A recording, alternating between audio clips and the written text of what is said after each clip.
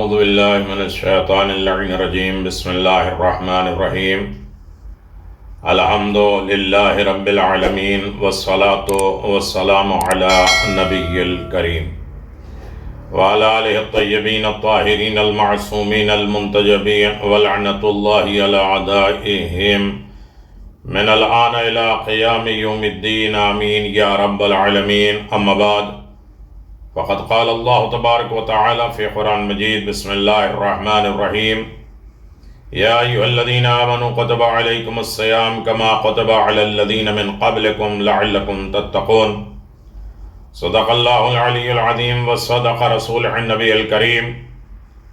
سامعین گرامی قادر، ناظرین محترم، سلام علیکم ورحمۃ اللہ وبرکاتہ۔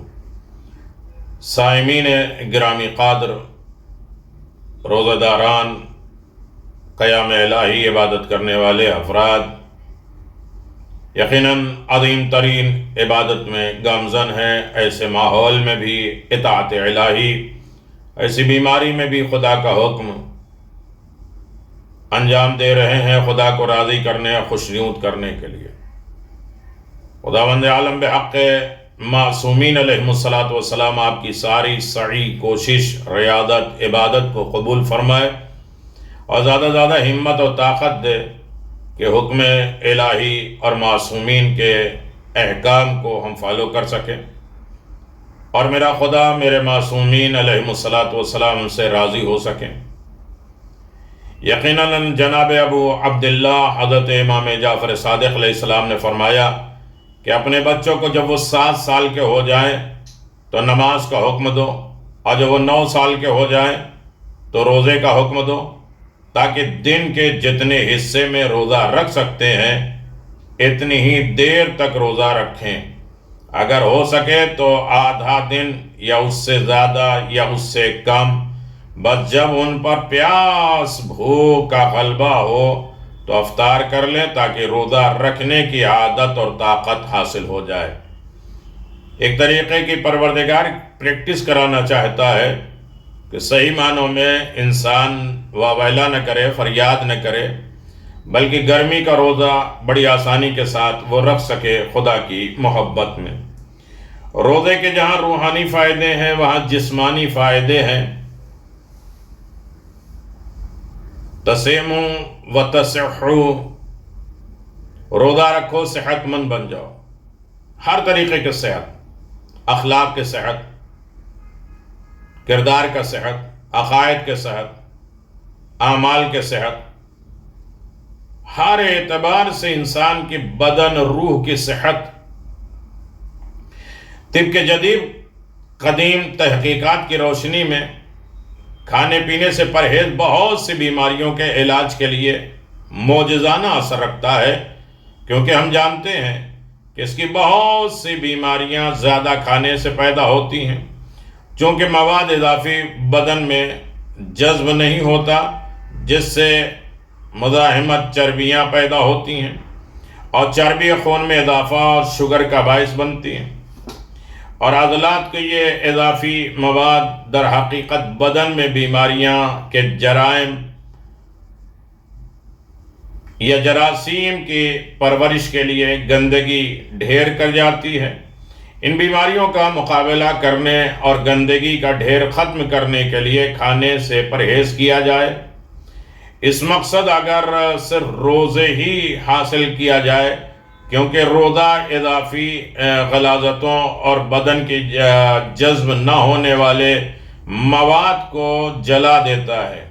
اس کے علاوہ روزے سے معدے کو ایک نمایاں آرام ملتا ہے اور اس سے بدن کی اصلاح ہو جاتی ہے، چونکہ بدن انسانی کے حساس ترین مشینری ہے جو سارا سال کام کرتی رہتی ہے، لہذا اس کے لیے آرام ضروری ہے اور وہ روزے کے بغیر ممکن نہیں ہے۔ حکم اسلامی کے روح سے روزہ دار کو آج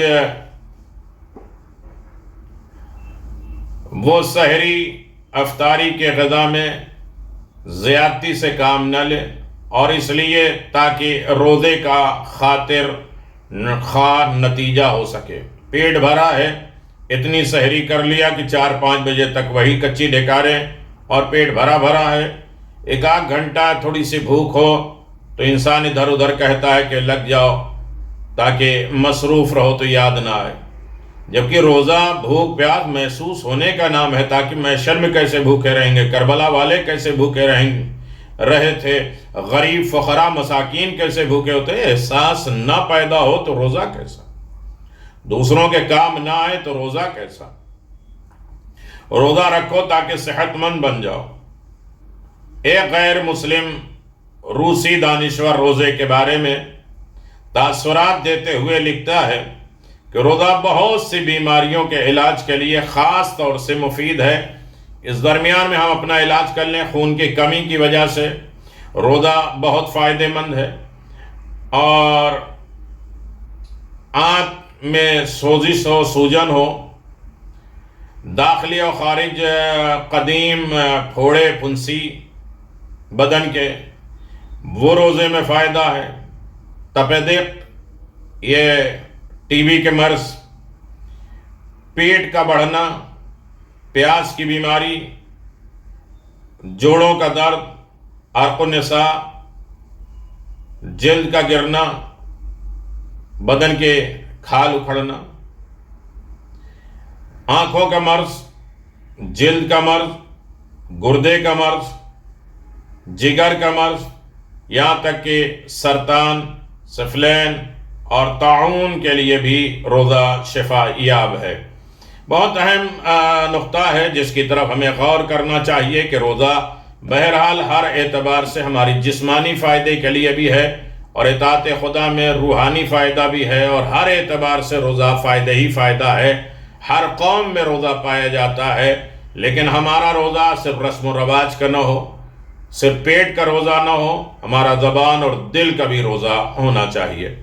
اسی لیے پیغمبر اسلام احمد مجتبیٰ محمد مصطفیٰ صلی اللہ علیہ وآلہ وسلم نے فرمایا، جو ہمارا موضوع چل رہا ہے 30 روزے 30 پیغامات، ہم اپنی 5ویں منزل پہ آ گئے، جس میں پیغمبر اسلام نے فرمایا کہ ایک پیغام، ایک زینہ، ایک بلندی، ایک تقوی کی منزل، 5ویں منزل یہ ہے کہ بسم اللہ الرحمن الرحیم، اللہم اجعلنی فیہ من المستغفرین واجعلنی فیہ عبادک الصالحین القانتین واجعلنی فیہ من اولیائک المقربین برأفتک یا ارحم الراحمین۔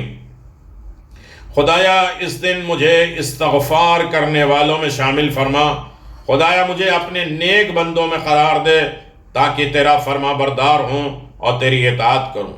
اپنے لطف و کرم سے ہمیں اپنے اولیاء اور مقربین کی بارگاہ میں قرار دے تاکہ ان کے تابع رہوں۔ اے خدا، تیری رحمت سب سے زیادہ رحم کرنے والوں پر غالب ہے۔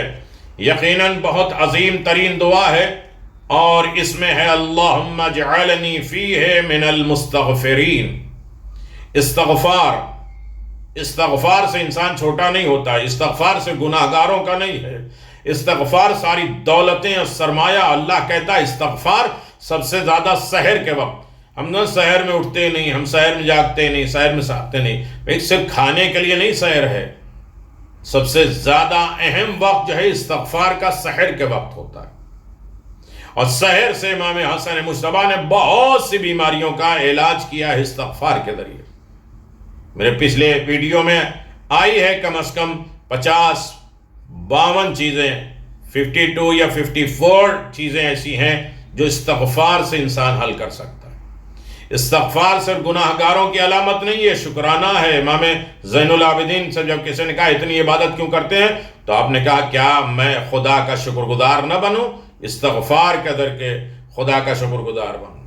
جن کے ہاں کوئی غلطی کوتاہی نہیں تھی، وہ استغفار اس لیے کر رہے تاکہ اللہ کا شکر ادا ہو۔ استغفار سے انسان کے مال، دولت، سکون، اطمینان، بیماریاں، ہر چیز میں استغفار کام آتا ہے۔ جو زیادہ استغفار کرتے انسان، استغفار 2 چیزیں ہیں، استکبار، کچھ نہ ہو بڑا بننے کی کوشش کرے، ہاں کہ تکبر کرے، غرور کرے، فخر و مباحات کرے، دکھاوا کرے، لیکن ہو انسان بڑا چھوٹا بننے کی کوشش کرے، اسے کہتے ہیں استغفار۔ ائمہ معصومین نے اسی طرح استغفار کر کے ہمیں بتایا کہ کہ خداوند عالم کی طرف کس طرح چھوٹے بن کر جاؤ، جھک کر جاؤ، اپنے آپ کو گرا کے جاؤ، استغفار کرتے رہو تاکہ شکرانہ ہو اور نعمت ملتی جائے۔ جو استغفار کرتا ہے اسے 3 چیزیں ضرور نصیب ہوتی ہے۔ من اکثر الاستغفار جعل اللہ له من کل ہم فرجا ومن کل ضیق مخرجا ورزقه من حیث لا يحتسب۔ جعل اللہ له من کل ہم فرجا۔ اللہ اکبر۔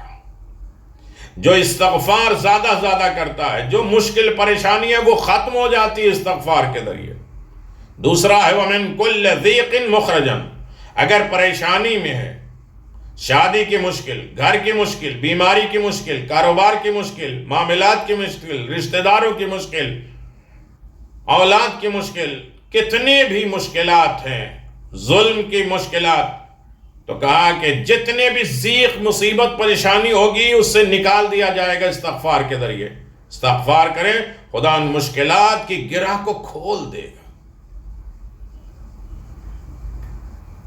اور استغفار کرتے ہیں تیسری منزل پر، وَرَزَقَهُ مِنْ حَيْثُ لَا يَحْتَسِبْ۔ استغفار کرنے والے کو رزق ایسی جگہ سے ملتا ہے جہاں وہ سوچ بھی نہیں سکتا، حساب بھی نہیں کرتا، جانتا بھی نہیں۔ اچانک الگ طریقے سے اللہ تبارک و تعالیٰ کی طرف سے رزق ملتا ہے استغفار کرنے والے کو۔ استغفار کی کچھ شرطیں ہیں، ایسا نہیں کہ انسان تسبیح لے استغفر اللہ استغفر اللہ۔ ایک شخص امیر المومنین علی ابن ابی طالب کی خدمت میں حاضر ہوا اور کہا استغفر اللہ۔ حضرت علی ابن ابی طالب نے فرمایا تیری ماں تیرے غم میں روئے۔ جانتے ہو کہ استغفار کیا ہے؟ یہ وہی استغفار ہے جو علیین کا درجہ رکھتا ہے۔ یعنی مر جاتے ہیں تو لوگ کیا کہتے ہیں؟ یہ اعلی علیین، علیین میں قرار دے۔ علیین آل محمد کا کمال ہے، آل محمد کا مقام ہے۔ اللہ ہمارے مرحومین کو ہم نماز جنازہ میں پڑھتے ہیں کہ ان کے علیین میں شامل فرما۔ علیین آل محمد ہے۔ اس درجے پر انسان استغفار کے ذریعے ان کے جوار میں، ان کے قریب، ان کی محبت، ان کی قربت، ان کی ولایت کو حاصل کر سکتا ہے استغفار کے ذریعے۔ یہ وہ نام علیین ہے جس کے 6 معنی ہیں علیین کے۔ ماضی کے لیے یعنی پاسٹ جو گزر گیا ہے اس پر افسوس کرتا ہے علیین۔ گناہ اور معصیت سے دوری کا عزم و ارادہ کر لیتا ہے ہمیشہ کے لیے۔ یہ نہیں کہ رد و بدل، 1 منٹ میں ایسا، 2 منٹ میں ایسا، صبح ایسا، شام کو ایسا، مسجد میں گیا تو سب سے بڑا مومن، بازار میں آیا تو سب سے زیادہ بازارو۔ نہیں، یہ علیین نہیں ہے۔ گناہ اور معصیت سے ہمیشہ دوری، ابداً، ہمیشہ کے لیے چھوڑ دے۔ تیسری ہے مخلوقات کے حق کو ادا کرے۔ اللہ کی جو مخلوق ہے، بندہ ہے، انسان ہے، جانور ہے، پلانٹ ہے، پتھر ہے، جو بھی خدا کی خلق کی ہوئی پیدا کی ہوئی چیزیں ہیں، اس کے حق کو ادا کرے تاکہ پاک اور مطہر ہو کر خدا سے ملاقات کرے۔ یعنی اللہ کی پیدا کی ہوئی چیزوں کا حق تمہاری گردن پہ نہ ہو۔ ہم نماز پڑھ رہے ہیں، روزہ رکھ رہے ہیں، یہ قرآن پڑھ رہے ہیں، خدا کا حق ادا کرنے کے پہلے دیکھو بندوں کا بھی حق ہے۔ اپنے ارد گرد کتنے لوگ ایسے ہیں جن کے حقوق ہمارے اندر پائے جاتے ہیں۔ ہمارے ہاتھ کا حق، ہماری زبان کا حق، ہمارے پاؤں کا حق، ہمارے پڑوسی کا، ہمارے رشتہ دار کا، بیوی، بچوں، گھر والے، رشتہ دار، قرابت دار، سب کے حقوق ہیں۔ حقوق الناس اگر نہیں ہوا تو حقوق اللہ کی کوئی اہمیت نہیں رہ جاتی۔ اللہ اپنے حق کو معاف کر سکتا ہے۔ اور اس کے بعد چوتھا ہے ہر وہ فریضہ، ہر وہ واجب جو ضائع کر دیا اس کی ادائیگی۔ واجبات نماز چھوٹ گئے ہو، خمس چھوٹ گیا ہو، روزہ چھوٹ گیا ہو، حج چھوٹ گیا ہو، تو جو ضائع ہو گئے ہیں، واجبات چھوٹ گئے ہیں، اسے پورا کرے۔ پھر فرمایا 5ویں چیز، وہ گوشت جو حرام کے ذریعے پروان چڑھ گیا، بہت پھول گئے، موٹے ہو گئے، حرام کھا کے، اسے محنت اور مشقت اور عبادت کر کے، محنت اور مشقت کر کے پگھلا دو، تب استغفار کر سکتے ہو۔ یہاں تک کہ ہڈی جلد کے درمیان دوسرا گوشت پیدا ہو جائے، تب انسان کہتا ہے استغفار۔ چھٹی چیز ہے تم نے جو گناہ کی لذت اٹھائی ہے، مزہ ٹیسٹ لیا ہے گناہوں کا، اسے جسمانی درد، رنج، غم، مصیبت، ڈپریشن، مشکلات، پریشانیاں، درد، بیماریوں کے ذریعے اسے ختم کر دو۔ جتنا ٹیسٹ لیا ہے بدن کو اتنی اپنے آپ کو تکلیف دو۔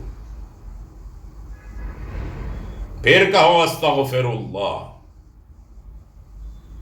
تیسرا فائدہ ہے وَرَزَقَهُ مِنْ حَيْثُ لَا يَحْتَسِبُ، ایسی جگہ سے جہاں سے انسان گمان بھی وہم بھی نہیں کرے گا، وہاں سے اللہ روزی دیتا ہے، اسے روزی ملتی ہے جو استغفار کرتے ہیں۔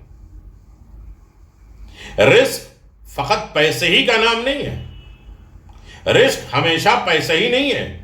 حدیث میں بار بار آیا اگر فلاں کام کرو گے تمہارا رزق زیادہ ہوگا۔ رزق سے مراد رزق معنوی ہے، حقیقی رزق ہے، اچھا دوست رزق ہے، اچھی زندگی رزق ہے، اچھا ہم سفر رزق ہے، اور اچھی اطاعت رزق ہے، اللہ کی اطاعت رزق ہے، شفاعت رزق ہے، عقل رزق ہے، صحت رزق ہے، بہت طریقے کا عزت رزق ہے۔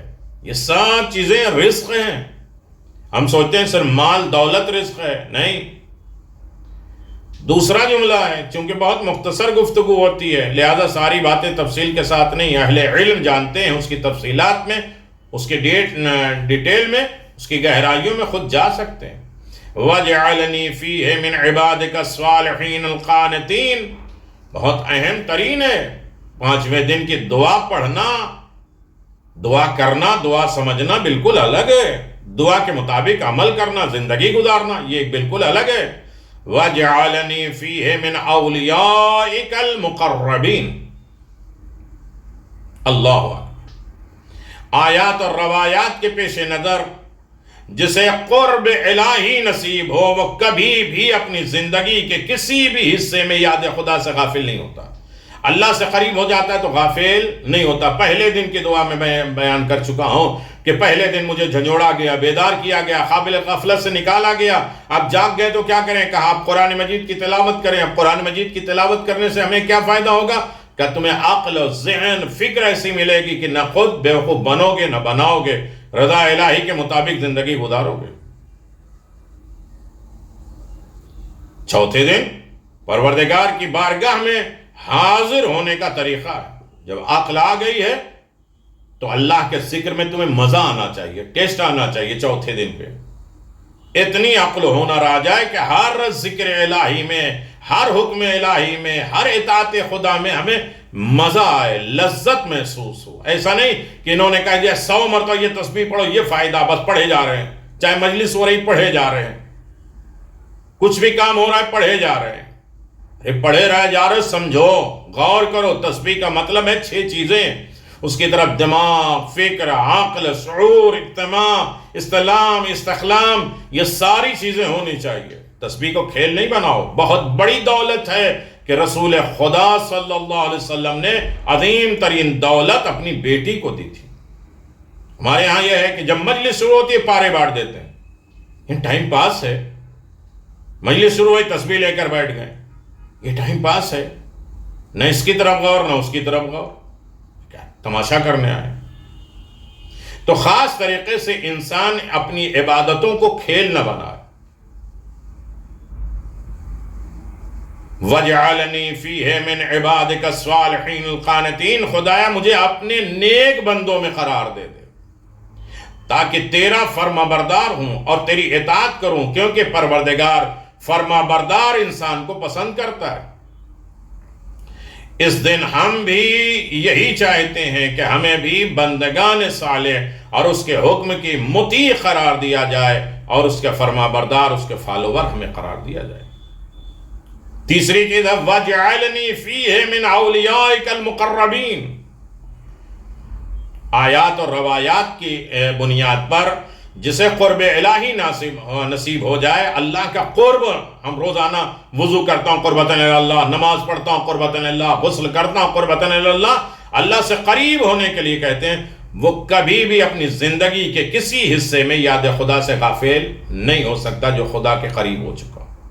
اور خدا کی بندگی صرف خدا کی رضا کے لیے انجام دینا ہے، اپنے مطلب کے لیے نہیں۔ کہ آج وہ ساری دکانیں چل رہی ہیں جو صرف فائدے کے لیے بتاتے ہیں، یہ آیت کا یہ فائدہ، یہ دعا کا یہ فائدہ، اس کا یہ فائدہ، یہ کرو گے تو وہ ہو جائے گا، وہ کرو گے تو یہ ہو جائے گا۔ نہیں، بزنس کے لیے کوئی عبادت نہیں آئی ہے۔ خدا کی بندگی صرف اور صرف خدا کی رضا کے لیے ہو، باقی چیزیں تو خدا دیتا ہی ہے۔ اس بات کو سمجھنے کے لیے بہتر نمونہ اور مثال حضرت علی ابن ابی طالب کی ذات والا صفات ہے۔ مولا کائنات پروردگار سے مناجات کرتے ہیں اور اس طرح فرماتے ہیں، الہی ما عبدتک خوفا من نارک ولا طمعا فی جنتک لیکن وجدک اہلا لعبادت فالعبدک۔ خدایا تیری عبادت جہنم کے خوف سے نہیں کرتا۔ ارے آج نماز نہیں پڑھی تو ایسا لگتا ہے کہ میں دل اکھڑا ہے اور یہ ہے اور وہ ہے، نماز نہیں پڑھیں گے تو روزی چلی جائے گی، نماز نہیں پڑھیں گے تو بچے کیسے ہو جائیں گے۔ خوف کی وجہ سے نہیں، رضا الہی پہ اور بحث کی لالچ میں تیری عبادت نہیں کرتا۔ ہم سب لالچ میں کرتے ہیں، زہرت عاشورہ پڑھو یہ امن ہو جائے گا، سکون مل جائے گا، اور اتنی مرتبہ پڑھو یہ بیماری ختم ہو جائے گی، اتنا مرتبہ یہ کر لو تو یہ ہو جائے گا، نماز جعفر تیار پڑھ لو تو یہ ہو جائے گا، وہ ہو جائے گا۔ سارا بزنس صرف طمع اور لالچ کی بنیاد پر ہے۔ امیر المومنین کے چاہنے والے ہیں تو لالچ نہیں ہے، حکم الہی سمجھ کر، اسے رضا الہی سمجھ کر، قرب الہی سمجھ کر، اطاعت پروردگار سمجھ کے کرو، وہ سب کچھ دے گا۔ سر مثال دیتے ہیں، رومال دھونے جاتے ہیں، ہاتھ خود بخود دھل جاتا، فائدہ تو دے ہی رہا ہے، وہ ساری کائنات کو دے رہا ہے، ہر طریقے کے دے رہا ہے، لیکن اس نیت سے نہیں پڑھا جائے۔ مولانا اس آیت کا مطلب فائدہ کیا ہے، اس تسبیح کا فائدہ کیا ہے، اس دعا کا فائدہ کیا؟ ہر دن کی تاریخ کی جو ہے وہ دعا پڑھی جا رہی، کس فائدے کے لیے؟ صرف طمع اور لالچ کی۔ بحث کے لالچ میں نہیں کرتا، بلکہ تجھے عبادت کے لائق سمجھتا ہوں۔ تیرا کلام ایسا ہے، تیری باتیں ایسی ہیں، تیری اطاعت ایسی ہونی چاہیے، معصومین کے جملے ہی ہیں کہ جسے ہمیں فالو کرنا چاہیے۔ قرآن پڑھنے کے لیے نہیں آیا، سمجھنے کے لیے آیا، اطاعت کرنے کے لیے، اس پر مطابق عمل کرنے کے لیے آیا۔ اس لیے تیری عبادت کرتا ہوں کہ تو لائق عبادت ہے۔ ہم بھی معبود سے اس دن چاہتے ہیں کہ وہ اپنے لطف و کرم سے ہمیں اس کے دوستان مقربان، جو اس کے دوست ہیں، خدا کے دوست ہیں، جو اس کے قریب ہیں، ان کی بارگاہ میں قرار دے تاکہ ان کے ہم تابع رہیں، ان کے مطابق زندگی گزار سکیں۔ برافت کا یا ارحم الراحمین، کہتے ہیں خدایا اپنی مہربانی سے ہماری دعاؤں کو، خدایا اپنی مہربانی سے ہماری دعاؤں کو قبول کر۔ اے خدا تیری رحمت سے سب سے زیادہ رحم کرنے والے پروردگار۔ اب یہ ہے دعا میں ہے کیا؟ دعا کا پیغام یہ ہے، 30 روزے 30 پیغامات۔ پیغام کیا ہے؟ استغفار کرنے والوں کی صفت میں قرار دے۔ جو استغفار کرنے والے تیری بارگاہ میں ہیں، ان کی صفتیں، ان کی کوالٹی، ان کی خوبیاں، ان کی اچھائیاں کیا کیا تھیں، ان میں ہمیں شامل فرما۔ نمبر 2، اطاعت گزار، صلح افراد میں قرار دے، جو خدا کے فالوور ہیں، ائمہ معصومین کے چاہنے والے ہیں، جو ان کے مطیع و فرما بردار ہیں، صلح والے، فتنہ و فساد والے، اختلافات اور لڑائی والے، جھگڑے والے نہیں قرار دے۔ یعنی 5 روزہ رکھو تو اس طرح سے سوچو کہ یہ کوالٹی ہمارے اندر پیدا ہوئی یا نہیں، تھرمامیٹر لے کے جانچے کہ 5ویں منزل تک ہم پہنچے یا نہیں پہنچے، اور اس کے بعد 5 زینے تقوی کا ہم پہنچیں گے تو لعلکم تتقون، شاید متقی و پرہیزگار بن جائیں گے۔ تیسری چیز ہے مقرب اولیاء، خدا کی صفت میں ہونا، جو اللہ کے قریب ہیں۔ یا ابا عبداللہ انی اتقرب الی اللہ وعلی رسولہ، حسین تم خدا سے قریب ہو، تمہارے ذریعے ہم خدا سے، رسول سے، علی سے، فاطمہ اور حسن مجتبی سے قریب ہوتے ہیں۔ حسین ذریعے قرب الہی ہے، لہذا ایسے دنوں میں، ایسی مشکلات، ایسی بیماریوں میں زیادہ زیادہ ذکر امام حسین ہونا چاہیے، زیادہ زیادہ مجلس حسین ہونا چاہیے۔ ہر مشکل دور میں امام حسین کو یاد کرو۔ جب تم پر مصیبت اور پریشانی ہو تو امام حسین پر ندبہ کر لینا، گریہ کرنا ہر مشکل چیزوں کا علاج ہے۔ ہم سوچتے ہیں ایسے وقت میں کیسے مجلس ہوں، آن لائن ہو رہی ہے، گھر میں بیٹھ کے ہو رہی ہے، لوگ جو ہے اپنے دو آدمی جمع ہو کے ذکر حسین کرتے ہیں، لہذا ہر عالم میں ذکر امام حسین علیہ السلام اپنی زندگی میں لازم قرار دیں، اور ایسے وقت میں تو بالکل ہر وقت امام حسین علیہ السلام کا ذکر اپنے لیے ضروری قرار دیں۔ عزاداران امام حسین پر خوب خرچ کریں، جو حسین کے عزادار ہیں ان کے اوپر خرچ کرو، نہیں ہے تبھی تو خرچ کرو، ہونے کے بعد باقی بات ہے۔ جتنا کر سکتے ہیں مجلس، نوحہ، ماتم، ذکر، فضائل، مصائب، تعلیمات اہل بیت کو فروغ دو، معارف بناؤ، کربلا کی معرفت دلاؤ، معرفت کربلا پر عام کرو، پرچار کر دو۔ ہمارے عقیدے کی شہرگ ہے عزاداری امام حسین۔ دو کے بجانب ایک وقت میں کھانا کھائیں اور ایک وقت کا پیسہ جوڑ کر عزاداری پہ خرچ کریں۔ یقیناً مولا کی یاد میں سب قبول ہے، مقبول ہے، منظور ہے، اور امام حسین ہی کی وجہ سے تو سب قبول ہوتی ہے۔ ہمارے روزے، ہماری نماز، ہمارے حج، ہمارے زیارت، جو کچھ بھی ہے نیکیاں، کار خیر، سب قبول ہیں، لیکن عزاداری ایسے وقت میں نہ چھوڑیں۔ کیا کر سکتے؟ امام بارگاہ بند ہے، امام بارگاہ بند ہے تو دل بند ہے، گھر بند ہے، اپنے افراد بند ہے۔ اللہ نے تو گھر گھر عزاداری پہنچا دی آن لائن کے ذریعے سے۔ جہاں اس کی خرابیاں تھی وہاں بہت زیادہ، ایک امام بارگاہ میں ہم سب لوگ نہیں پہنچ پائے، ہر گھر میں امام حسین کے عزاداری اور مجلس اور امام بارگاہ بن گئی۔ تو جو خدا سے قریب ہیں، اولیاء خدا ہیں، خدا کے دوست ہیں، ان کی محبت اپنے دل میں پیدا، ان کی صفت حاصل کریں۔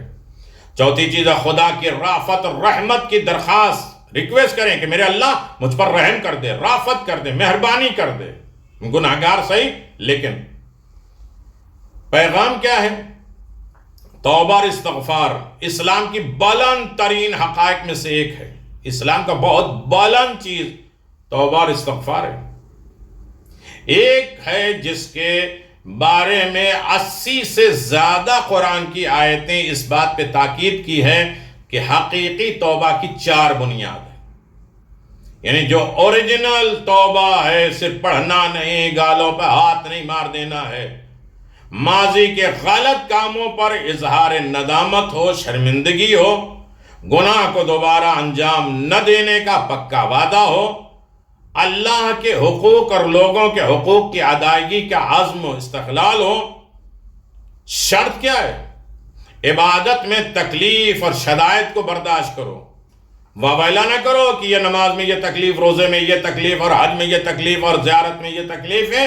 تکلیف نہیں ہے، عبادت کی تکلیف برداشت کرنے کی طاقت پیدا کرو۔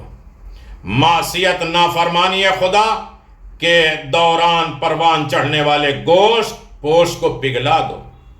پیغمبر اسلام صلی اللہ علیہ وسلم فرماتے ہیں، کیا تمہیں معلوم ہے کہ تائب یعنی توبہ کرنے والا کون ہے؟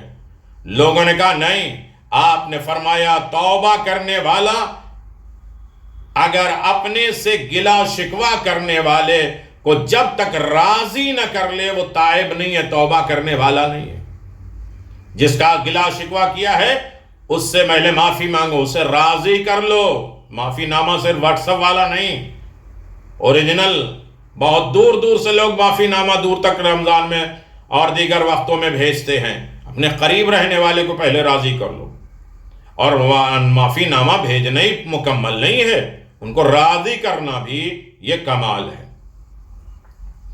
اور یقیناً آپ دیکھیں جن سے شکوہ شکایت ہے انہیں درگزر کر دے، توبہ کر لے، اس کے بعد توبہ کرے۔ جو کوئی توبہ کرے لیکن اپنے رہن سہن، اپنے کھانے پینے میں نہ بدلے، وہ تائب نہیں ہے۔ توبہ کر رہا ہے وہی کھانا پینا، نجس کھانا، دوسروں کا ہڑپ کے کھانا، دوسروں کا حق کھا لینا، امام کا حق کھا لینا، خمس کھا لینا، زکوٰۃ کھا لینا، دوسری چیزیں کھا لینا، اور بندوں کا حق کھا لینا۔ ہمارے پڑوسی کا حق کیا ہے، ہمارے نیچے والوں کا حق کیا ہے، ہمارے غریبوں کا حق کیا ہے، مومنوں کا حق کیا ہے، مسلمانوں کا حق کیا ہے، اور دوسرے کا حق ہے، اس کو آپ پامال کر دیں گے، ختم کریں گے، پھر توبہ کریں گے، توبہ کوئی اثر نہیں رکھے گا۔ جو کوئی بھی توبہ کرے لیکن گناہ کے دوران کے ساتھی نہ بدلے، گناہ کے دور ان کے ساتھیوں کو نہ بدلے، وہ توبہ نہیں ہے۔ تم نے توبہ کیا تو گناہگار ساتھیوں کو چھوڑ دو، جن کے ساتھ اٹھنا بیٹھنا انہیں ترک کر دو۔ جو کوئی توبہ کرے لیکن اس کی عبادتوں میں اضافہ نہ ہو تو ایسا شخص توبہ کیے جا رہے ہیں لیکن عبادت بڑھ نہیں رہی، وہی روٹین واجب کسی حد تک جو ہے پوری کر لے رہا ہے۔ توبہ کا مطلب یہ ہے کہ اب عبادتیں بڑھیں۔ تو عزیزان محترم، یہ 30 روزے 30 پیغامات میں باتیں تو بہت کچھ ہوتی ہیں، اور بظاہر یہ 30 پیغام ہیں، لیکن 30 دستور ہے، 30 زینے ہیں، 30 تقوی کی منزل ہے، اور اسے ہمیں حاصل کرنا ہے، اسے سوچنا ہے، اسے عملی جامہ پہنانا ہے۔ صرف دعا پڑھنا نہیں ہے، دعا کرنا بھی ہے، دعا پہ عمل بھی کرنا ہے، تاکہ ہم صحیح معنوں میں متقی پرہیزگار بن جائیں۔ 5واں پارہ پڑھ لیا، اور پارہ پڑھ لینے کا مطلب یہ نہیں ہے کہ ہم قرآن کی آیتوں کو ایک کمپیوٹر کی طرح یا جو ہے وہ ٹیپ ریکارڈر کی طرح اسے پڑھ لیا۔ نہیں، پڑھنے کا مطلب ہے پچھلے پارے کی باتیں کا تسلسل، نکاح، متاع کا ذکر، اجازت، فَلَمَّا اسْتَمَانَوْا مِنْهُ فَعَلُوا عُجُورَهُنَّ فَرِيضَہ، سورہ نساء۔ اس کے علاوہ 11 باتیں ہیں سورہ نساء میں 5ویں پارے کے آخر میں، کہ خانہ داری کی تدبیر، گھر کو سجانا کیسے ہے، گھر کو بنانا کیسے ہے، گھر والوں کو سسٹم کے ساتھ رکھنا کیسے ہے، اور وہ ساری تدبیریں اور سارے طریقے، سارے احکام گھرداری کو منظم کیسے کرنا ہے۔ امامت اور اولیاء کے تعین، امامت کون چنتا ہے؟ اللہ۔ اور اولیاء خدا کون ہے اور اس کی کوالٹی کیا ہے؟ وسیلے کی تاکید ہے کہ خدا تک اعمال پہنچنے کا وسیلہ کیا ہے، اور خدا کے احکام ہم تک پہنچنے کے وسائل کیا ہیں، یعنی ائمہ معصومین علیہ السلام۔ چوتھی چیز حضرت علی ابن ابی طالب اور اہل بیت علیہم السلام کی فضیلت ہے۔ 5ویں چیز عدل اور احسان ہے، یعنی یہ جب پارہ 5واں پڑھتے رہیں تو یہ سب سوچتے رہیں کہ اس میں خدا نے ہم سے باتیں کیا کی ہیں، خدا چاہتا کیا ہے، ہم سے مطالبہ کیا کر رہا ہے، ہمیں کرنا کیا ہے۔ ان 5 پاروں میں سے ہماری زندگی میں کیا تبدیلی آ رہی ہے۔ جہاد کی طرف رغبت دلائی گئی ہے، منافقین کی مذمت کی گئی ہے، قتل کی سزائیں بتائی گئی ہیں، ہجرت اور صلاۃ الخوف، خوف کے وقت جو نمازیں پڑھ جاتی ہیں اس کے طریقے بتائے گئے ہیں، اس کے حکم دیے گئے ہیں۔ ایک قصہ ہے، سیدھے راستے پر چلنے کی رغبت دلائی گئی ہے۔ یقیناً انسان ان تمام چیزوں کی طرف اگر غور کرے، خانہ داری یعنی گھر کو کیسے سجانا، پہلی ہدایت تو یہ دی گئی ہے کہ مرد سربراہ ہے گھر کا، مرد لیڈر ہے گھر کا، عورت کا حاکم ہے۔ پھر نافرمان بیوی سے متعلق مرد کو 3 تدبیریں دی گئی ہیں۔ ایک یہ ہے کہ اس کو واعظ و نصیحت کرو، دوسرا نہ مانے تو اسے بستر الگ کر دو، اگر پھر بھی نہ مانے تو انتہائی اقدام اٹھاتے ہوئے، حد میں رہنے ہوتے ہوئے ان سے ایک مدت تک کے لیے اظہار بے رغبتی کرو، کیونکہ بدن ہٹائی جاتی ہے، کیونکہ جو آیت میں موجود ہے اس کے خاص تفسیر موجود ہے، اس پر آپ غور کر سکتے ہیں۔ دوسری امامت اور اولیاء کا تعین معین کرنا۔ اب اولیاء اولی الامر میں اللہ رسول اولی الامر کی ولایت کا اعلان، جو کہ خود اہل سنت مفسرین کے مطابق حضرت علی ابن ابی طالب اور ان کی اولاد میں سے معصومین علیہ السلام ہیں۔ رسول اکرم صلی اللہ علیہ وسلم کو وسیلہ قرار دینے کا ذکر، حضرت علی ابن ابی طالب اور بقیہ اہل بیت علیہ السلام کی فضیلت اسی پارے میں 69 نمبر کی آیت میں ہے۔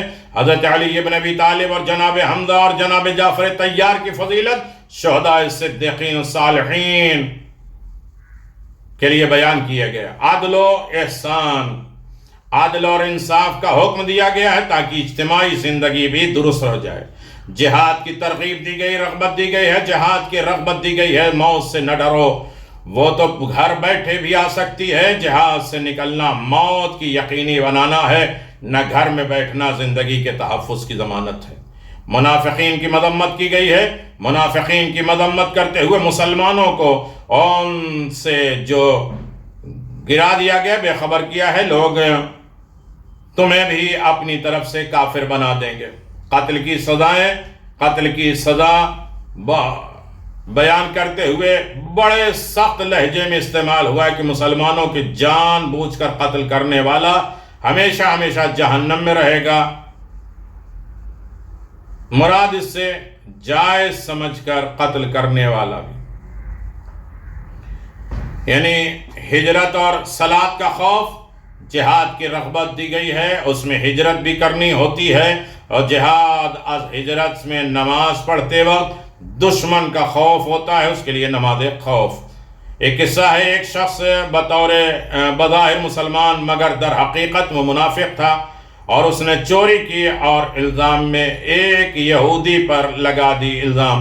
رسول خدا صلی اللہ علیہ وسلم تک یہ واقعہ پہنچا تو آپ نے آیت نازل ہوئی، آپ کے اوپر نازل ہوئی. اللہ تعالیٰ بتا رہا ہے کہ چور وہ مسلمان نما منافق ہے، چنانچہ وہ چور مکہ بھاگا اور کھلا کافر بن گیا. سیدھے راستے پر چلنے کی ترغیب، شیطان کی اطاعت سے بچو، اور گمراہ کون ہے وہ ابو الانبیاء ابراہیم علیہ السلام کی اتباع کرو، عورتوں کے حقوق ادا کرو. منافقوں کے لیے سخت عذاب ہے. یہ 5ویں پارے کی داستان ہے جس پر ہمیں غور کرنا ہے، فکر کرنا ہے، اور اس طریقے سے پارا پڑھنا بھی ہے، پارا سمجھنا بھی ہے. ایک طریقے کا پیغام ہے، 30 روزے 30 پیغام. اللہ ہم سب کو اس پیغام کو سمجھنے اور اپنی زندگی میں ڈھالنے کی توفیق عنایت فرمائے، اور خاص طریقے سے دوسروں تک پہنچانے کی ہمیں توفیق دے دے، اور دوسرے سنیں اور اس پر آمادہ ہوں، تیار ہوں. کسی ایک کی عبادت، کسی ایک کی توجہ، کسی ایک کی فکر ہم سب کے لیے باعث امن بھی ہے، باعث امان بھی ہے، باعث فخر بھی ہے، باعث عزت بھی ہے، سکون بھی ہے. خداوند اعلیٰ ہم سب کو اطاعت معصومین علیہ السلام کی توفیق عنایت فرما.